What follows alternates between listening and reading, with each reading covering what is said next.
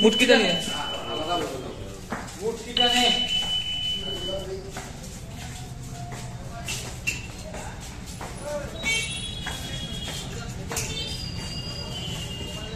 রাখ না, লাগবে তো, বন্ধ করবে না।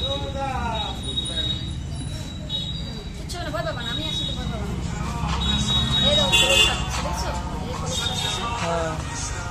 এই যে সাপটা, এদের এখন স্কেল চেঞ্জ করবে। সাপ জন্মের পর থেকেই স্কেল চেঞ্জ করে, বছরে 2 বা 3 বার করে স্কেল চেঞ্জ করবে। একে দেখেই বোঝা যাচ্ছে চোখগুলো সাদা সাদা হয়ে গেছে। এটা হচ্ছে স্পেকটেকল কোবরা, মানে গোপ্রো, নিউরোটক্সিন ভেনামযুক্ত সাপ। এর যদি কামড় দেয়, ওই বড় সাপেদের যা বিষ আছে এরও সিমিলার বিষ আছে। অতএব সাপ থেকে সাবধান, না চিনলে কেউ সামনে যাবেন না সাপের। তোমার ফোন বাজে? তোমার ফোন বাজতেছে? হ্যাঁ। আর হচ্ছে যদি কোনো সময় বাইট হয়, হ্যাঁ, যদি কোনো সময় কোনো সাপ কামড় দেয়, সাপ চেনার দরকার নেই। অনেকে ভুল করে কি, যে সাপ চিনবো নইলে আমাকে সাপটাকে নিয়ে চলে যেতে হবে, অনেকে ধরে ধরে নিয়ে যায়। ওটা দরকার হয় না, সিমটমই বোঝা যায় যে কি সাপ কামড়েছে। নইলে পরে ব্লাড টেস্ট করা হয়, তাতে বোঝা যায় যে কি সাপ কামড়েছে। অতএব আমরা মেন হচ্ছে সময় নষ্ট না করে আমরা হাসপাতালে যাব, সেটা যাই কামড়।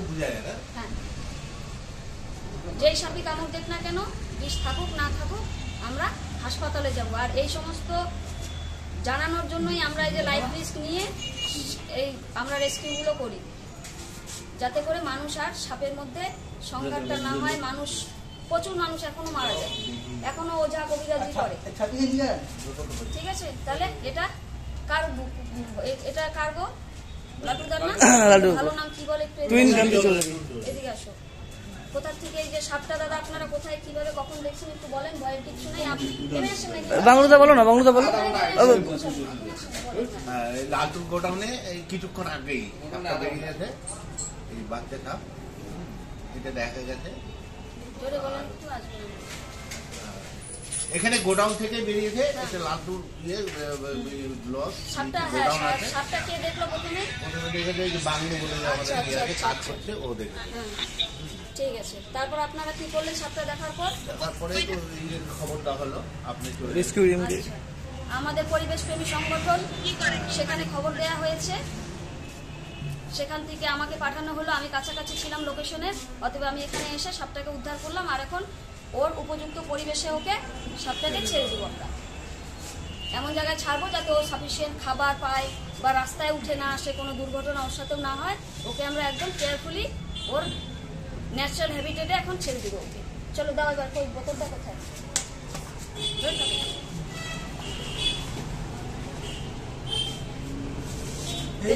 পেরেক লাগবে একটা, হ্যাঁ পেরেক, একটা পেরেক কেন দাও না বাংলুদা। এই যে প্যাকড, এখন ওকে জায়গা খুঁজবো কোথায় ছাড়া যাবে যাতে ওর কোনো অসুবিধা না হয়। এক ভাই বলছিল মারতে না, আমরা মারি না সাপ।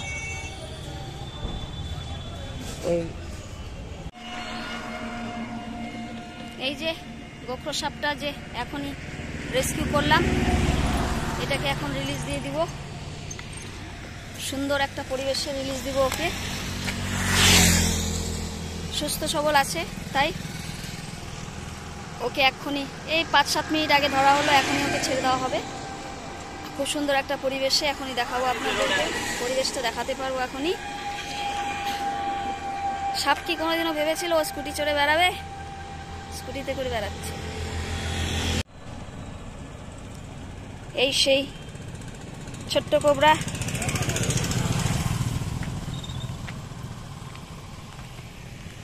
ওকে এখন সুন্দর একটা জায়গায় ছাড়বো।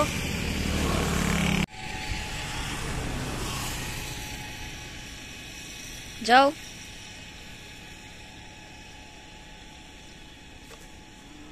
যাও।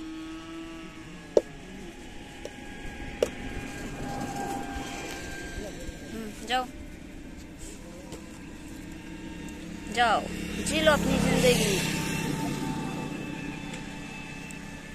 চারিদিকে জঙ্গল মাঠ, ওকে এরকম জায়গায় ছাড়া হলো যাতে ও নির্দ্বিধায় জীবনযাপন করতে পারে।